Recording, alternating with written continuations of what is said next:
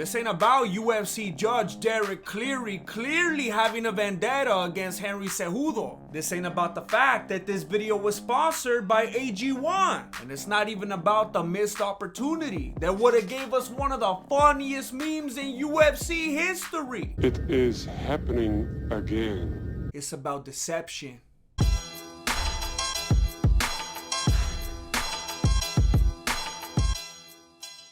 Hey, what's up everybody? My name is Jesse and I'm the founder and grandmaster of MMA, Mexican martial arts. And I recently uploaded a prediction video which was tainted by misinformation, manipulation, and a little backstabbing. When you make a prediction that the Chicago Bulls are gonna beat the Utah Jazz, it's probably based on the fact that Michael Jordan plays for the Bulls. And if you suddenly hear that Jordan's out for the season, then you're probably gonna change your pick. I haven't watched the NBA in like 15 years, so I don't know any of the new people. Well, when I made my prediction, I didn't know that Matt Serra was gonna be in Sterling's corner. I'm walking here. They had a falling out, and then supposedly they made up on camera. But Matt Serra still said that he was done cornering. I'm just going to retire altogether from the whole corner thing. And then all of a sudden, he comes back out of nowhere, like a little cold sore. By the way, Matt Serra is the Michael Jordan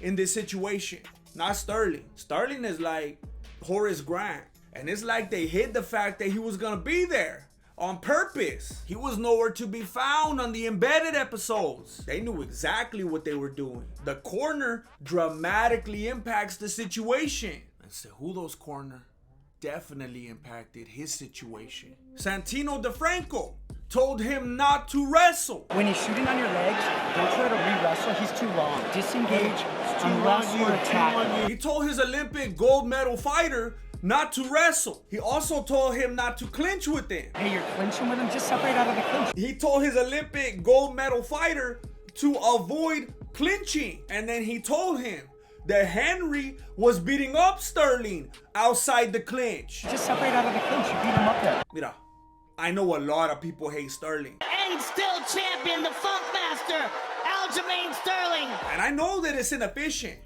embarrassing, and somewhat devious that there's no open scoring in the UFC. But you don't need open scoring to see that the only thing that Henry was beating up was the reputation that he worked so hard to build. He couldn't even reach him. And it wasn't even just because of the height and reach. Cejudo's fought bigger dudes with no problem. But it was the height, plus the reach, plus the timing, plus the awkwardness, plus the movement. And Cejudo didn't have any answers. He was losing the physical battle as well as the mental battle because his coach kept messing with him. Henry was getting nowhere with the striking game. So his coach was like, hey, do more striking. We need volume. You gotta go, you gotta box. And then he told him something about being more Mexican. DeFranco knows as well as we all do. Cejudo doesn't want to be Mexican. You guys will never see me with the Mexican flag. Why you always lying? He was basically trolling him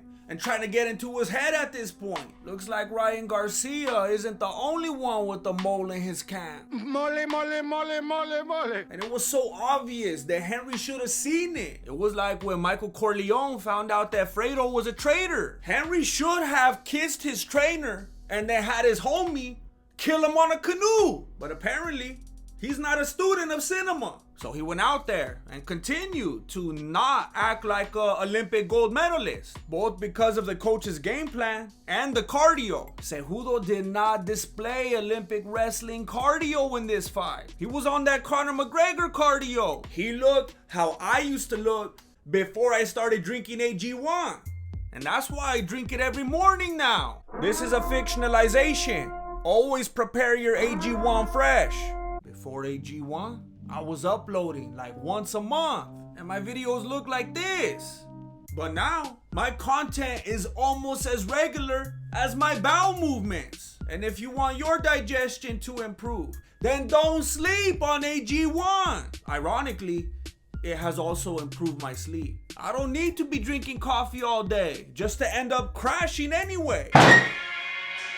Because drinking AG1 in the morning gives me sustained energy and provides me with 70 5, you heard that right, high quality, whole food sourced ingredients. I'm talking about vitamins, minerals, superfoods, probiotics, adaptogens. You know what coffee has in it? Beans. By the way, I know that a lot of you fight or compete in one form or another, and I want to let you know that AG1 is NSF certified, so you don't have to worry about Nate Diaz trying to expose you. Just go to athleticgreens.com/Mexican martial arts to get started on your order, and AG1 is gonna hook you up with a free 1-year supply of immune supporting vitamin D3 and K2 and 5 free travel packs with your first purchase. Shout out to AG1 for sponsoring this video. AG every day. I want to clear something up right now. I'm not one of those fools acting like Cejudo won the fight. Matter of fact, I think it's annoying that he keeps trying to get people to say that he won. You tell me. I don't know. You tell me. Anybody think that I won here? You guys can be sincere, man. Think I won, Schmo?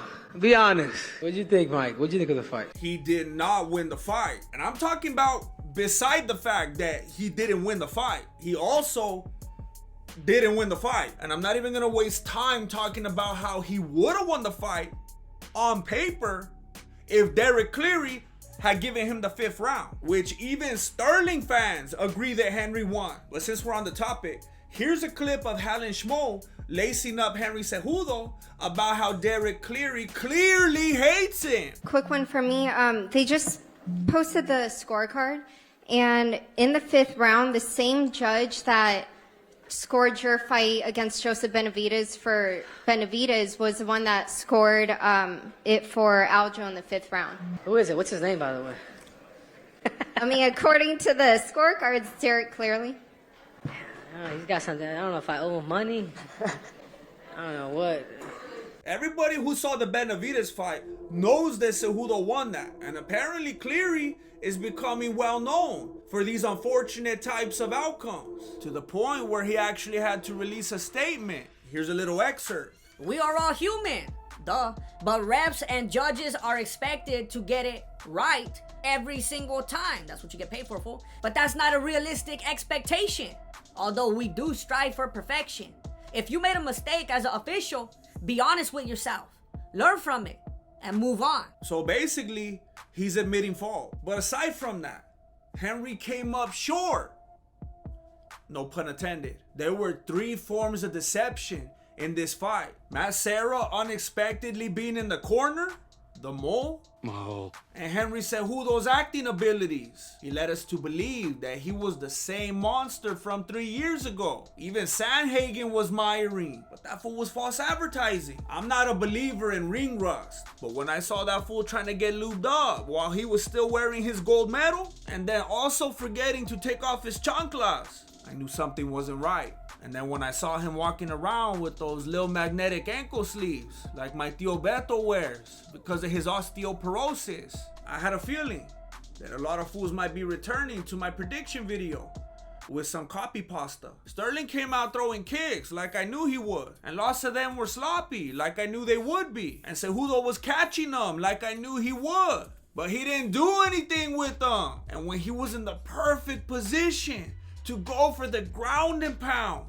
that made him the monster that he was back in the day, he took a break and gave up the position. And he ended up in a position in which he could have went for the guillotine, Darce, Anaconda, or even if he doesn't know any submissions, he could have just squeezed. You don't have to do BJJ to squeeze a neck. And he ended up in this position several times and never capitalized on it. Even when Sterling was obviously compromised, he was in this position so much that a lot of people actually think that Sterling was doing it on purpose, hoping that Cejudo would throw the knee for another DQ. Even Matt Serra knew that he was up to no good. I don't want you on all fours anymore, okay, Aljo? That fool was straight up presenting, but it didn't matter because Cejudo wasn't interested. He didn't want to ground and pound. He didn't want to go for a submission. He didn't want to chain wrestle. He didn't want to get off the cage. He didn't want to protect himself. He didn't seem to have any heart. There was no aggression whatsoever. There was a punch and a kick here and there, a takedown, was zero aggression, zero urgency. The way that he was fighting reminded me of that one Bruce Lee movie where he made a promise that he wouldn't fight. The bottom line is that this was just an entirely different person than the Henry Cejudo we used to know. And unless this was a fluke and he could still somehow summon the old Triple C, then I hope he stops now before his legacy is further tarnished. If he fights Merab like this, he's gonna die. And no commission in their right mind would even let Volkanovski near him. Unfortunately, it seems like there's no possible way of knowing if he could ever get back to form without at least one more fight. Maybe give him a gatekeeper, like Peter Yan or something. I wanted to be clear that I'm not trying to hate on Henry Cejudo, but I do think he lost. And I do want to see him win. Henry, if you want to keep fighting, then please watch Rocky 3 first. I think the problem is that you got civilized. You got money. You got a family. You got a YouTube plan. But you need to get that hunger back. You need to get angry. And you need to see a dermatologist. Because you got a mole that needs removing. Thank you for watching Mexican Martial Arts. Appreciate it. Good looking out. Lay.